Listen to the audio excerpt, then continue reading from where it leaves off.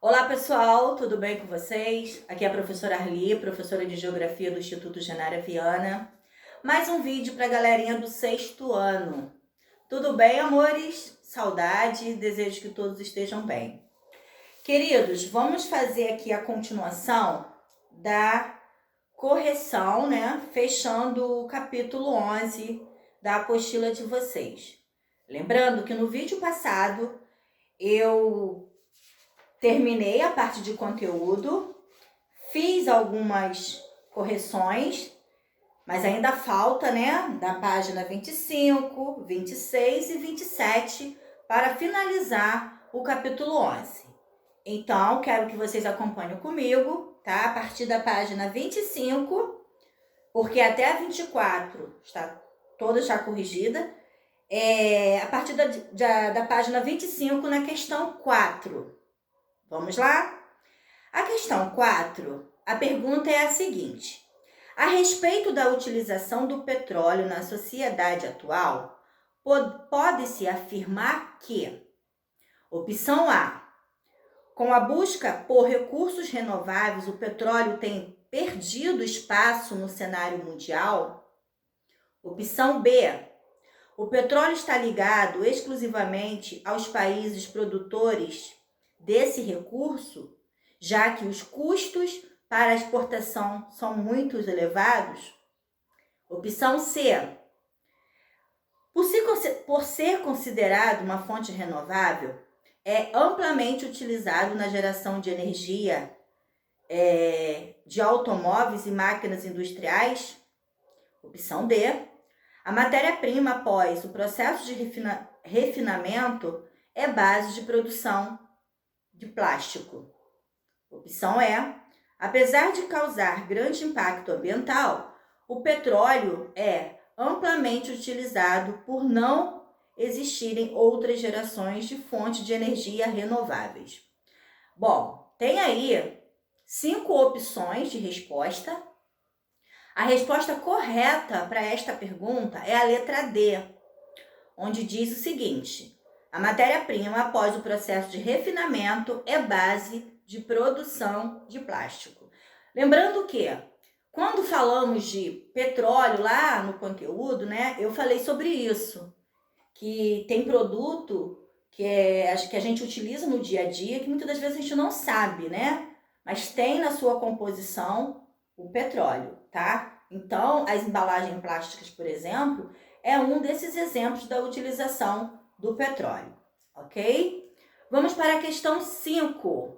Ao se comparar os combustíveis fósseis para a geração de energia, é possível concluir que, opção A, a energia gerada a partir de urânio emite menos poluente do que o petróleo, porém os danos ao meio ambiente e à sociedade em caso de acidente podem ser muito graves. Opção B,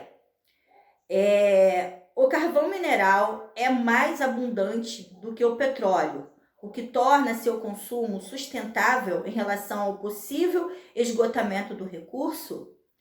Opção C, o gás natural pode ser utilizado como combustível de motores e em geração de energia elétrica, porém é mais poluente se comparado ao petróleo.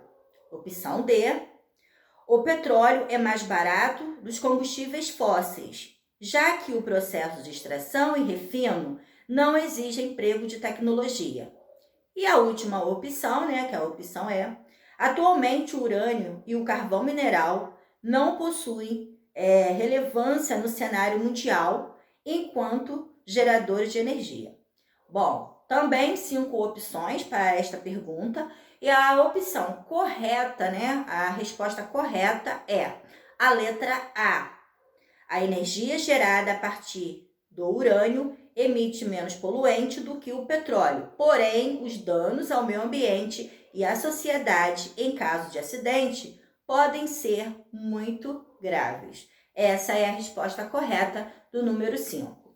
Na questão 6, as fontes de energia consideradas renováveis são apresentadas com alternativa aos impactos ambientais causados pelos combustíveis fósseis. Considerando seus conhecimentos a respeito da geração de energia, a partir dos recursos renováveis, assinale a resposta correta, né? A alternativa correta. A opção A, por serem considerados renováveis, causa impactos nulos ao meio ambiente e à sociedade. Opção B, todas as alternativas renováveis possuem altos investimentos e difícil manutenção, razão pela qual são priorizados os combustíveis fósseis. Opção C, entre as fontes de energia renováveis estão a biomassa, o sol, o gás natural e o vento. Opção D, por apresentar reduzidos impactos ao meio ambiente, os combustíveis renováveis representam atualmente a principal fonte de energia no Brasil. Opção E, ainda que não seja a principal fonte, o investimento em energia renovável é em crescimento no Brasil.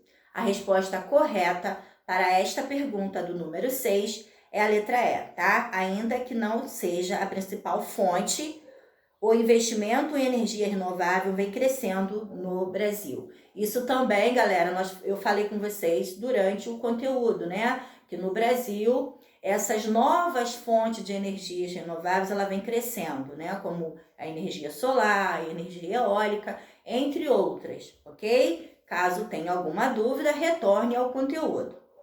Questão 7.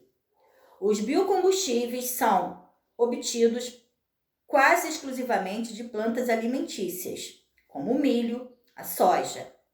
Existe um problema que esse modelo pode trazer para a humanidade, né? Então vamos lá. Para a produção dos biocombustíveis, utilizam-se os mesmos vegetais do consumo alimentício, como a soja e o milho.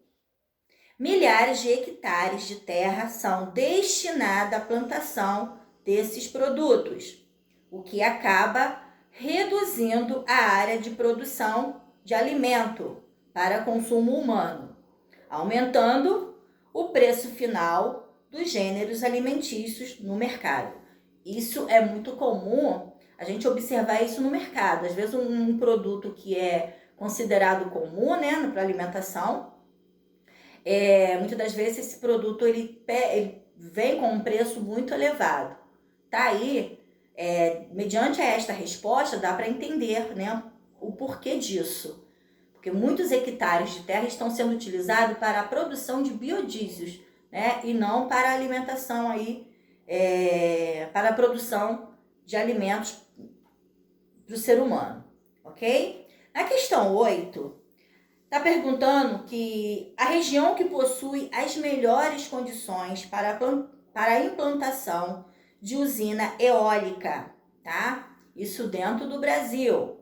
A região que possui as melhores condições para a implantação de usina eólica. Opção A, região sul. B, sudeste. C, centro-oeste. D, norte. E, nordeste. Bom, durante o conteúdo, né, eu também falei sobre isso com vocês. Eu disse que hoje no Brasil, na atualidade, várias regiões do Brasil, né, estão aí trabalhando já com diversos tipos de energia. Mas tem uma região brasileira que ela tem todas as condições, né, ela tem todas as melhores condições para a implantação de usinas eólicas. Esta região, galera, é a região nordeste brasileira, ok? Então, a letra E, região nordeste. Vamos para a página 26, questão 9.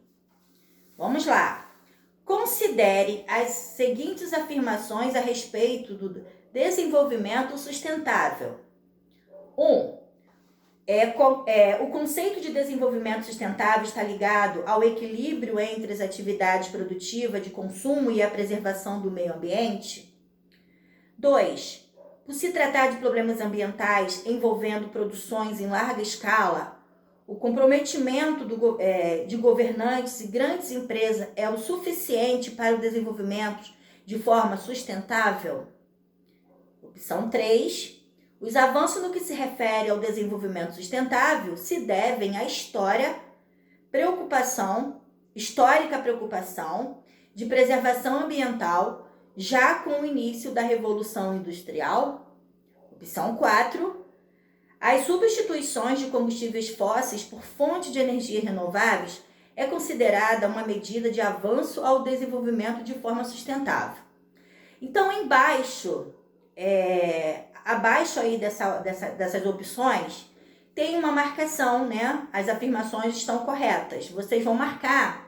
A opção correta desta pergunta é a 1 e a 4. Portanto, é a opção B, tá? A opção B que corresponde a 1 e a 4 são as corretas. Na questão 10, tem um mini texto, né? Que vocês podem ler com calma. Tá falando aí do Brasil, é considerado um dos países que possui maior incidência solar. Então, dê uma olhadinha nesse texto para vocês terem conhecimento do que eu estou falando. E abaixo está perguntando, de acordo com o texto, responda. A grande capacidade instalada de geração de energia solar no Brasil está ligada à alta incidência solar? Opção B. O Brasil se encontra entre os 4 maiores geradores de energia solar do mundo, ultrapassando China, Estados Unidos e Alemanha? Opção C. A isenção de impostos auxilia o aumento de instalação de painéis solares em residências? T. O principal fator que impede o investimento em energia solar no mundo é a baixa produtividade e se comparada ao potencial hidrelétrico. E a letra E, e última, né? A previsão da Enel é de que em 2024 a principal energia gerada no Brasil seja a solar. A resposta correta para a afirmação, né, do qual o texto se refere é a letra C. A isenção de imposto auxilia o aumento de instalação de painéis solares em residências, tá? Essa é a resposta correta do número 10, letra C. Opção 11 e última, né? A tabela a seguir traz informações sobre a utilização de energia hidrelétrica no mundo. Então, na página 27, vocês têm aí um painel, né? Uma tabela que mostra toda a geração hidrelétrica no mundo, né? São as maiores. Aí, no caso da tabela, galera, está se referindo a 2014, tá? Lógico que estamos em 2020, isso aí já teve mudanças. Então, tá perguntando a pergunta sobre esta tabela. De acordo com a tabela e com os seus conhecimentos, de acordo com o capítulo, né? Pode-se afirmar que, letra A, o Brasil é o único país da América Latina a compor a lista de 10 países com maior geração de energia elétrica mundial? Opção B. Mesmo figurando entre os 10 países com maior geração de energia elétrica a partir de hidrelétrica, ela não é a principal fonte de energia no país? Opção C. O investimento brasileiro em hidrelétrica se deve aos baixos impactos socioambientais da construção de usina. Letra D. A participação dessa fonte de energia na matriz energética brasileira em 2014 diminuiu em relação aos anos anteriores. Opção E, e última, né? Mais da metade dos 10 países da lista se localiza no continente europeu. Bom, a resposta, né, a opção correta desta pergunta é a letra D, onde fala o seguinte: a participação dessa fonte de energia na matriz energética brasileira em 2014 diminuiu em relação aos anos anteriores, ok? Então, essa é a última questão com relação ao capítulo 11 da apostila de vocês, belezinha? Correção feita. Quero aproveitar aqui para finalizar esse vídeo e lembrar vocês que vocês essa semana vão começar a P1 do segundo trimestre, né?